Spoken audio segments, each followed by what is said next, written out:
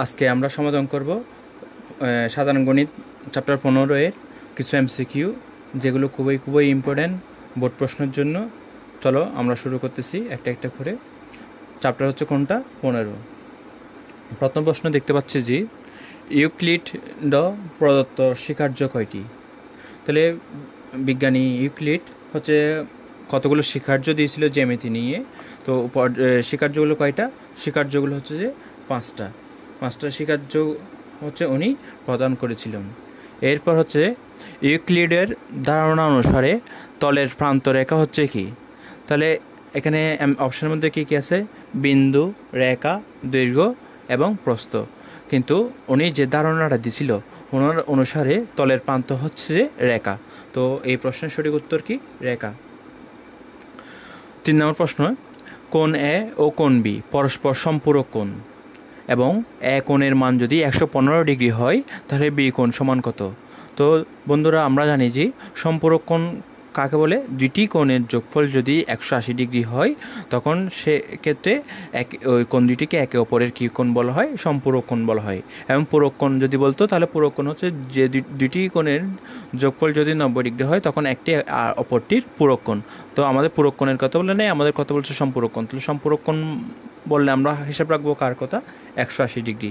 তো আমাদের একটা কোণের মান কত? দুইটা কোণের মধ্যে একটা কোণের মান দেওয়া আছে প্রশ্নে, সেটা কত? 115 ডিগ্রি। তাহলে 180 থেকে যদি 115 বাদ দিয়ে দিই তাহলে আমাদের কাঙ্ক্ষিত উত্তর চলে আসবে। তো বন্ধুরা, আমরা জানি যে 180 থেকে 115 বাদ দিলে হবে কত? 65 ডিগ্রি। তাহলে 3 নম্বর প্রশ্নের সঠিক উত্তর কী হবে? 65 ডিগ্রি। 4 নম্বর প্রশ্ন, পিথাগোরাস কার শিষ্য ছিলেন? এটাও একটা জানার প্রশ্ন, সাধারণ জ্ঞানের মতো। এটা এত বেশি ইম্পর্টেন্ট না, কিন্তু তোমাদের জন্য তোমাদের মাথায় থাকাটা খুবই প্রয়োজন বলে মনে করছি। প্রশ্নটা কি? পিথাগোরাস কার শিষ্য ছিলেন? তো পিথাগোরাস শিষ্য ছিল হচ্ছে তোমার বিজ্ঞানী তেলিসের শিষ্য ছিল হচ্ছে পিথাগোরাস। তাহলে এটা সঠিক উত্তর কী হবে? তেলিস। 5 নম্বর প্রশ্নটাতে দেখতে পাচ্ছি যে একটি সরলরেখার উপর অঙ্কিত বর্গ ওই সরলরেখার অর্ধেকের উপর অঙ্কিত বর্গের কত গুণ? এটা খুবই খুবই ইম্পর্টেন্ট একটা প্রশ্ন। তোমাদের বোর্ড প্রশ্ন এটা হয়তো চলে আসবে। এসএসসি যারা 26 সালের পরীক্ষার্থী আছো তোমাদের জন্য এটা খুবই খুবই ইম্পর্টেন্ট বলে মনে রাখতে পারো, মনে ধরতে পারো যে কি একটি সরলরেখার উপর অঙ্কিত বর্গ ওই সরলরেখার অর্ধেকের উপর অঙ্কিত বর্গের কত গুণ? তো এটার প্রশ্নের সঠিক উত্তর কী হবে? একটি সরলরেখা, এটা যদি একটু দেখে, একটা সরলরেখা এটার উপর যদি একটা বর্গ অঙ্কন করো, ওই বর্গটা ওই সরলরেখার অর্ধেকের উপর অঙ্কিত বর্গের কত গুণ? তাহলে সেটা সঠিক উত্তর হবে যে 4 গুণ। তাহলে কত গুণ? 4 গুণ।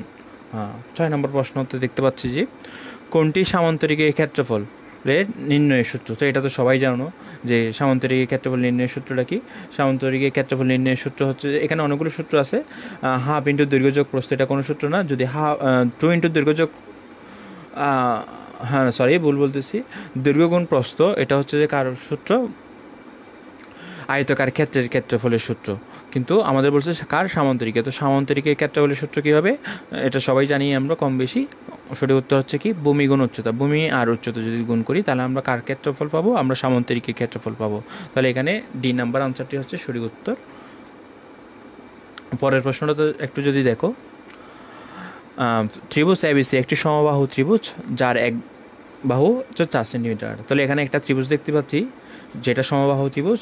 তো সমবাহু ত্রিভুজের ক্ষেত্রে কী হয়? সমবাহু ত্রিভুজের ক্ষেত্রে হয় যে ওর যে 3টি বাহু আছে ও 3টি বাহু পরস্পর সমান, এবং এখানে এই প্রশ্নের মধ্যে একটি বাহুর মান দেওয়া আছে কত? সেটা 4 সেন্টিমিটার।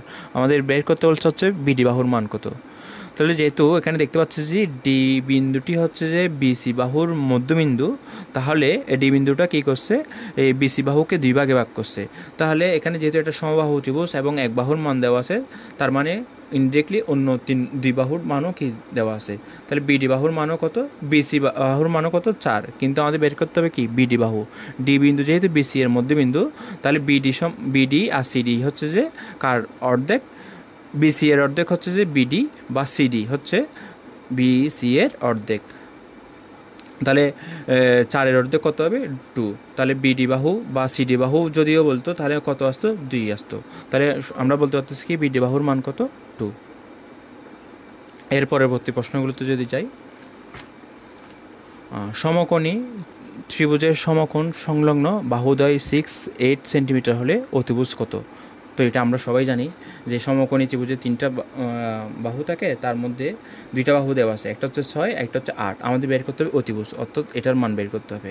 তো এটার মান কত? 6, এটার মান হচ্ছে 8। তো আমরা জানি যে অতিভুজ স্কোয়ার ইকুয়াল ভূমি স্কোয়ার যোগ লম্ব স্কোয়ার। এটা হচ্ছে কার সূত্র আবার?